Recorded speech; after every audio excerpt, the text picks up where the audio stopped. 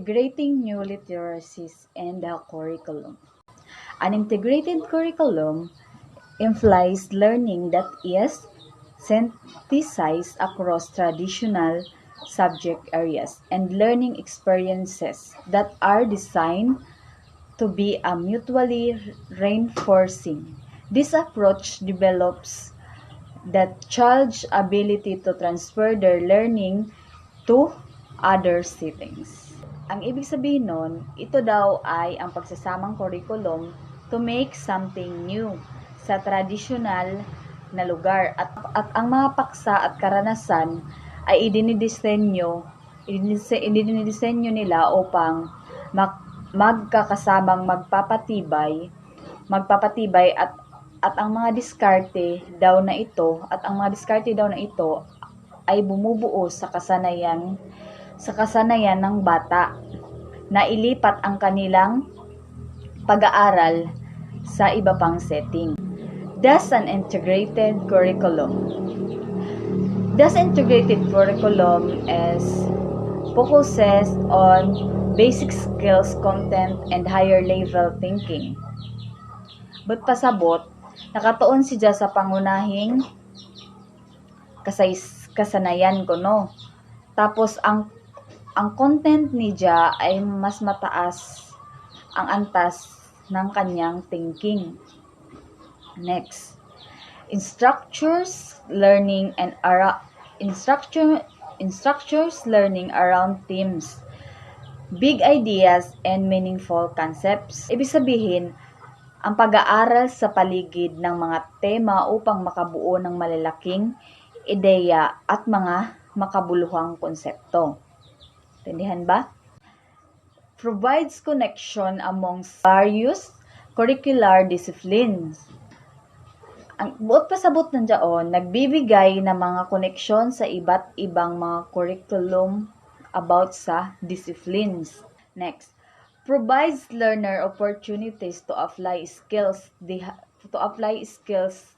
that they have learned. Binibigyan daw ng pagkakataon ang mga mag-aaral na mailipat ang mga kasanayang kanilang natutunan. Encourage active participation and relevant to real-life experience. I-encourage daw ang mga aktibong pakikilahok na nauugnay sa tunay na karanasan sa buhay. Captivates and motivates and challenges learners. Ang pasabot ng diyon, mang-akit ng uudyok at maghahamon na mga mag-aaral. Provides deeper understanding of content.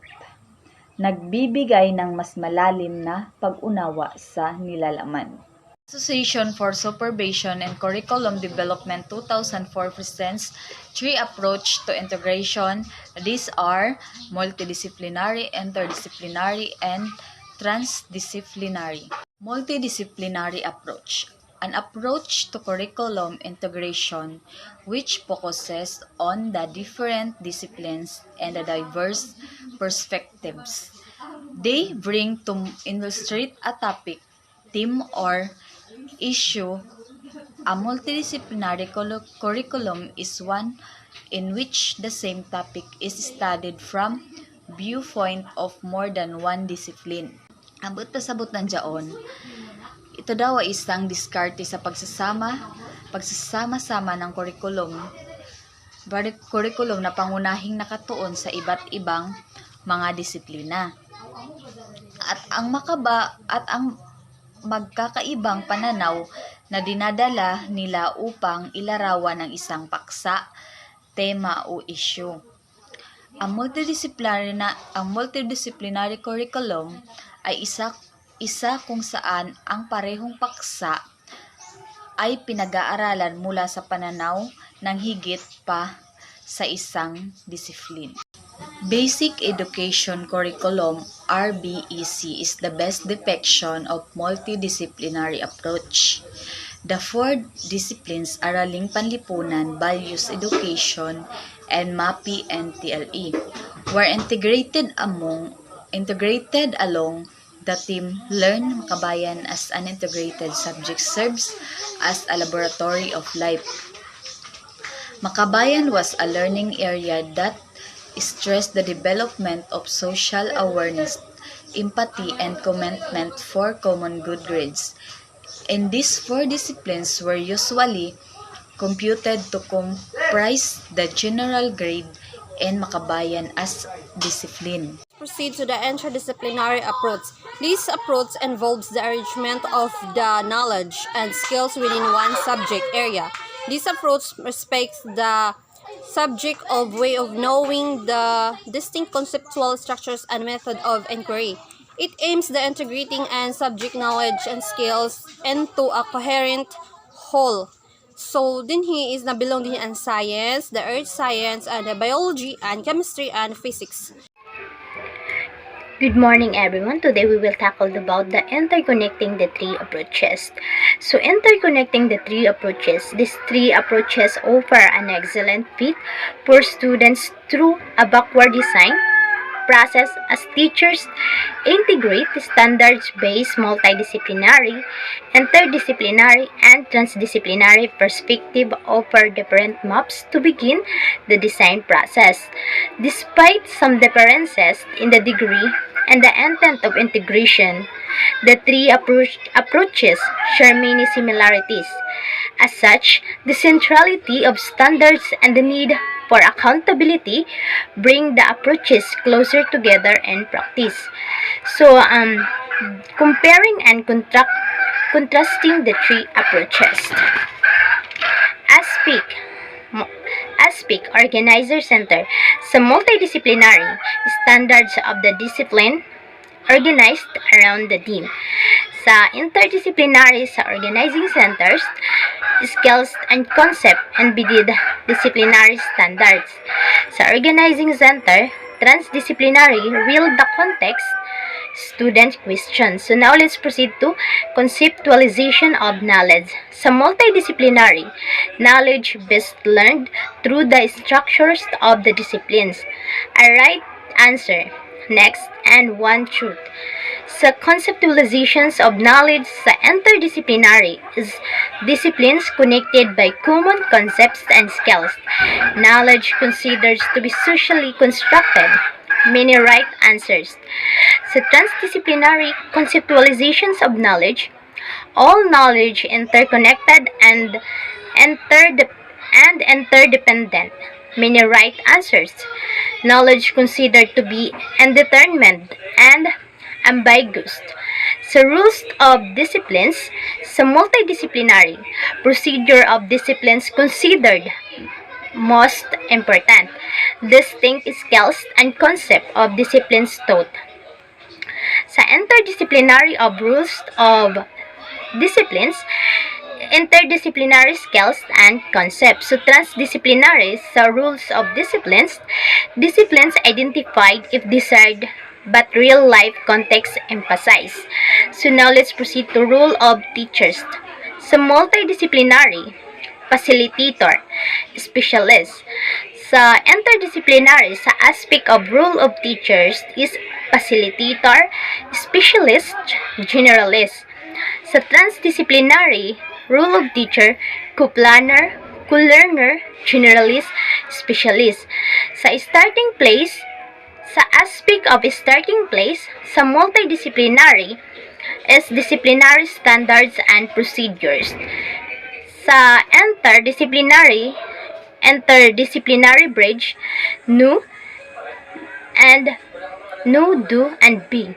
Sa transdisciplinary, sa aspect of starting place is student questions and concerns, real world context. So sa aspect of degree of integration, so sa multidisciplinary is moderate, sa interdisciplinary medium and intense. So sa transdisciplinary, which is the paradigm shift. So sa aspect of assessment, so now let's proceed to multidisciplinary is discipline based.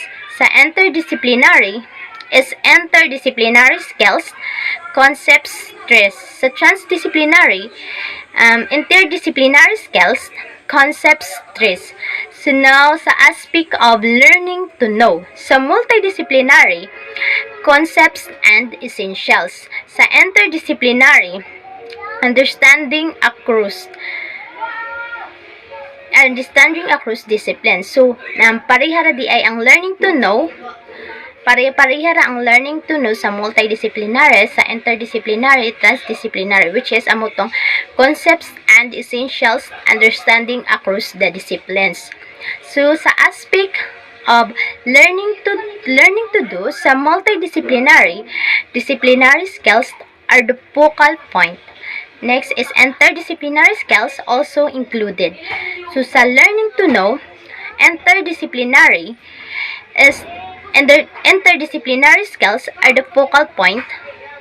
Sa transdisciplinary, sa learning to do is same ra sa multi o interdisciplinary, which is interdisciplinary skills and disciplinary in a real life context. So, sa learning to be, sa multidisciplinary, democratic values, character educations, habits of mind, life skills, example, teamwork, self-responsibility. So, parihara sa ang multidisciplinary, interdisciplinary, transdisciplinary sa aspect of learning to be. Sa planning process, which is parihara sad ang multidisciplinary, interdisciplinary, transdisciplinary sa planning process, which is backward design, standard-based, alignment of instructions, standard and assessment. Sa instructions, aspect of instructions, constructivist approach, inquiry, experimental learning, personal relevance, student's choice, differential instructions. So, sa assessment, balance of traditional, authentic assessment, culminating a treaty that integrates discipline thoughts. So, now let's proceed to methods of curriculum integration. So, methods of curriculum integration, it's anchored in approaches to curriculum integration. There are methods that are processed and developed for this purpose. So, naay 5 ka methods, which is ang first is project-based learning. So, what is project-based learning? Project-based learning, it engages students in creating knowledge while enhancing their skills, critical thinking, creativity, collaboration, communication, reasoning, synthesis, and resilience. So, sa project-based learning, so sa implementation outcome, as a result, Curtis 2002 revealed that project-based programs show that students go far beyond the minimum effort, make connections among different subject areas to answer open-ended questions, retain what they have learned, apply learning to real-life problems. So, next, ang ikaduha na methods of curriculum integration is ang service learning. So, what is service learning? Service learning, it refers to learning that actively involves students in a wide range of experience, which often benefits others and the community, while also advancing the goals of a given curriculum. So, sa service of learning, sa implementation outcome, as a result, Glean 2001 found that more than 80% of the schools that integrate services learning into the classroom report an improvement in grade point average of participating students. So, amutong sa implementation outcome of services learning. Number 3, sa methods is learning centers, parallel disciplines. A popular way to integrate the curriculum is to address a topic or theme through the lenses of several subject areas. So, this may take the form of parallel disciplines, and teacher sequences their content to match the content in other classroom. So, sa learning centers, sa implementation of outcome is as a result, according to a study by Carnegie Mellon University, learning center in the classroom can affect the ability to focus and study among young children. So, pang-upat is ang team-based. So, what is team-based? Team-based as some teachers go beyond sequencing content and plan collaboratively, and they do it more intensive way of working with a team dubbed as team-based. So sa team-based, ang inyong implementation outcomes using team-based learning, students can exhibit excellent on task, behavior, and work collaboratively. So sa ang last is ang fusion. So ang fusion is this method. So teacher fuse skills, knowledge, or even attitudes into the rectangular curriculum. In some school, students learn respect for their environment. So nakakaton ang mga estudyante sa ilang mga sa environment nila. And every student areas or some incorporate values across disciplines. So, and also, fusions can involve basic skills. So, sa implementation outcome of fusion is, as a result, fusion brings positive gains and student achievement. So, nagresulting from integrated instruction in the classroom, students increased critical thinking skills, self-confidence, positive attitudes, and love for learning manifest their effectiveness. So, those are the 5 methods. Other types of integrated curriculum. There are different type of curriculum as mentioned by ASCD. First is connected.